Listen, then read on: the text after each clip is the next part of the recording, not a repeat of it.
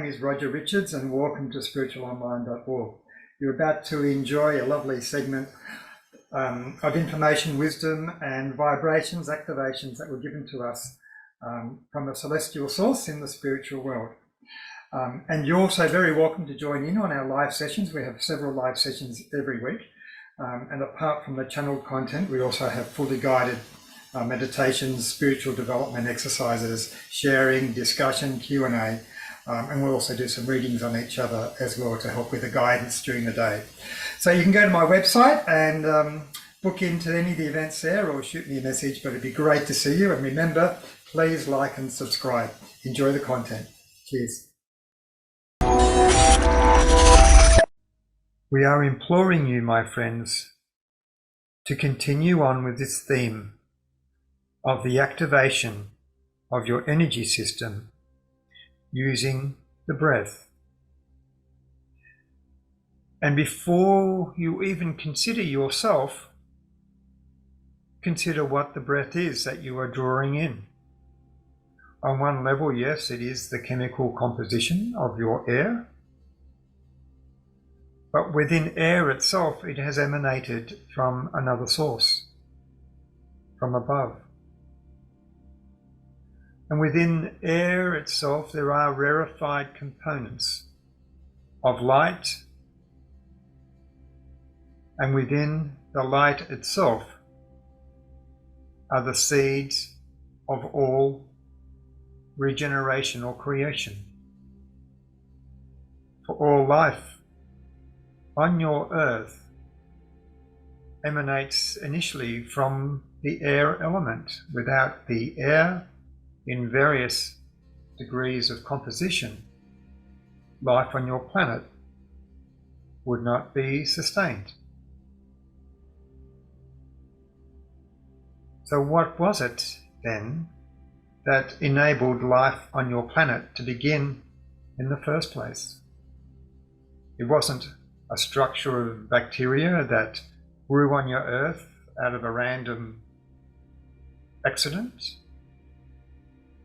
but is that the air itself is activated with the potential for life.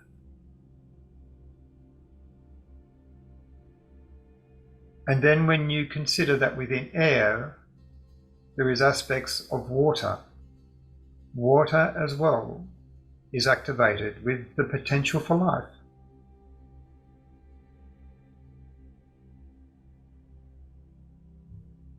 And then if you extrapolate this further, that the earth itself, not only is it comprised of an earthly substance, but that substance itself is also comprised in part of water and air in different capacities. And there is also an aspect of spiritual life that is also impregnated within to the mineral kingdoms of your earth. And now you have a more holistic platform for your well-being on the physical earth. And now to consider that your well-being is based not just on air, food and water, but on the activation of the potentials, the universal potentials that are within the foundational ingredients that comprise the human being, or the physical shell of the human being, of which your spirit and your higher consciousness now has dominion over, or should we say, emerging dominion. For human beings have come and gone, incarnated and excarnated, over millennia upon your planet, but without having dominion over it, without realizing what may be considered the magic within these elements, without considering the magic which is in the free will of higher conscious human beings. The so-called miracles that have been wrought by the holy people on your earth are nothing but the awareness of the power of the human will over the elements of which you were destined to have great dominion.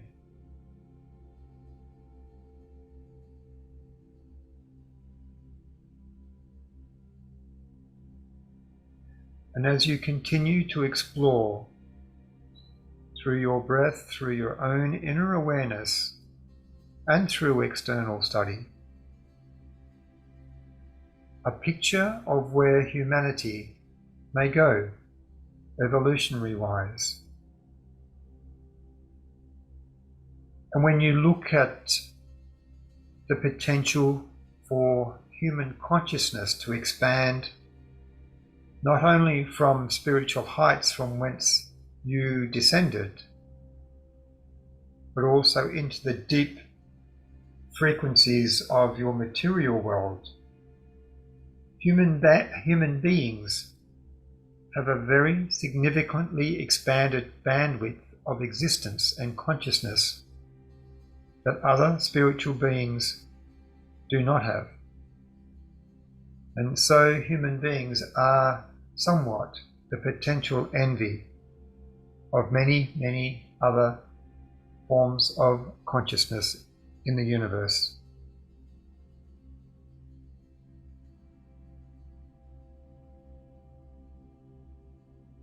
And so part of the decree that, for example, the angelic realm would serve humanity is testament to this evolutionary process. And that through the human beings evolving into the potentials of this process, all of the angelic realms and other realms may then benefit and share via the human experience into their own form of worldly experience through their forms of clairvoyance, clairsentience, and the satisfaction of what they have provided to other universal spiritual beings of which they are connected through their own act of selfless love in what they provide for the development of human beings. They are rewarded with the satisfaction and with the experiences of what humans may experience.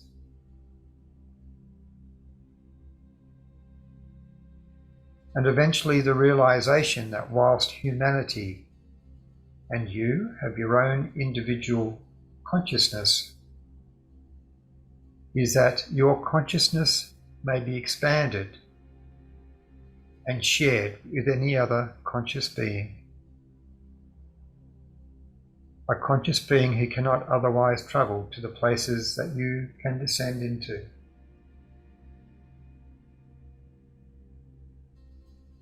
And so through your own efforts, you are expanding and enriching the consciousness of the whole universe. And the time will come when humanity are more the masters of consciousness and spirituality than some of the spiritual beings who you aspire to connect with.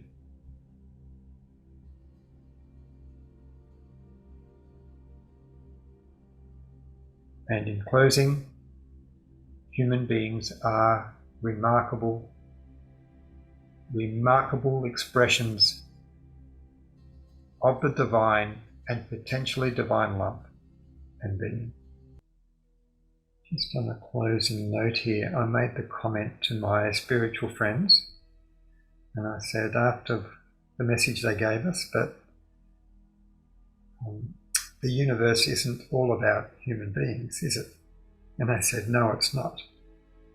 But it is like the egocentric nature of human beings is such that we feel we are, or the humans feel that they are the center of the universe, so we appeal to that so that we may get our message across more clearly.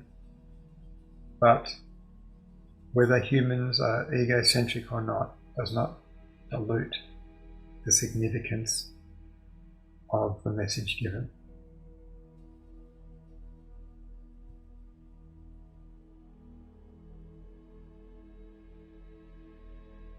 So if you can perceive this, it's like there is like a light, field of light above your head. It's almost like something out of an Egyptian image. That there is like a sphere of light above your head, been placed there to emanate the frequencies of our spiritual guide. So just sense into that, see if you can perceive it. And the rays of that just penetrating down. It's like having the equivalent of a gentle glowing sun above us, or a disk. But when the rays come down to us, it's like there is a particular flow, and it's not a straight line ray at all. There is a flow of frequency around us. So I'm just trying to relax into it, trying to absorb as much of this frequency as I can into the depth of my physical body. And there's a little exercise that was a little bit like what was given to us on Thursday in another group. So imagine first of all the frequency coming into your eyes, even if your eyes are closed. Imagine the frequency coming into your eyes so that you may see things, the spiritual aspect of what you see physically. So you imagine your eyes are being infused with this power.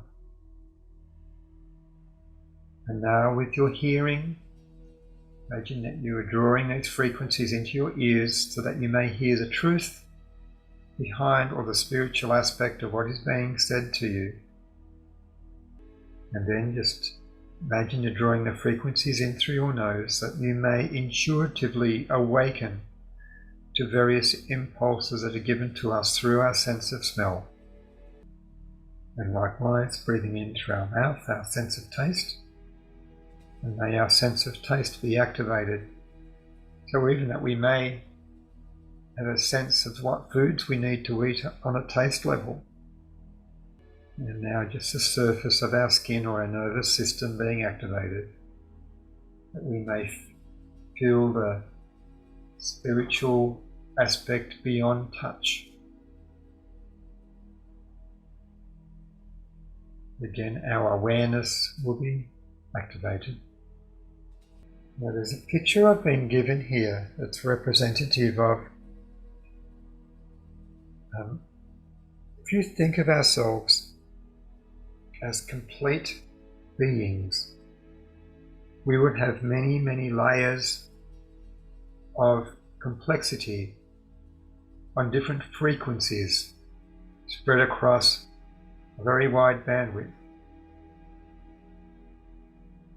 And what is being suggested here to me is that as we do this kind of exercise, we alter the capacity of our earthly consciousness to house more higher aspects of these complex frequencies within us. It's not as simple as what I'm about to say, but it is a parallel that your human system is somewhat equivalent to a transformer. And the transformer needs to be configured in a particular way to allow the energy to pass through it with the right frequencies. And so you are essentially fine-tuning your own transformer, increasing its bandwidth and enabling your higher self or your higher power to be present within it. And I'm also being shown images of the pyramids here as a structure which has served particularly the Egyptians in their ascendants. And it's now that the energy around us has changed, there's more of a watery element in it. And again, we're just breathing in this watery element as distinct from the air element that we had before. It's like the ether of water is being placed around us. And we can imagine that we're absorbing this, and then down to our feet, which is connected more to the mineral kingdom and the frequencies of the mineral kingdom, again emanating up through our feet into our auric field. We have the mineralized forces of earth beneath us. We have the rarefied watery element around us. We have the air around us and within us, the fiery spiritual element from which it emanates. Also, just that the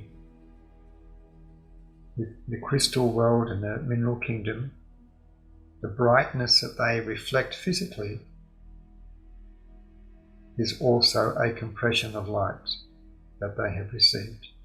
Okay, so it's now time to bring ourselves back into just a more waking state. So just be aware of your breath once more, be aware of your arms and legs and fingers and toes and feet, and just give them a bit of a wriggle, bring yourself back into your body.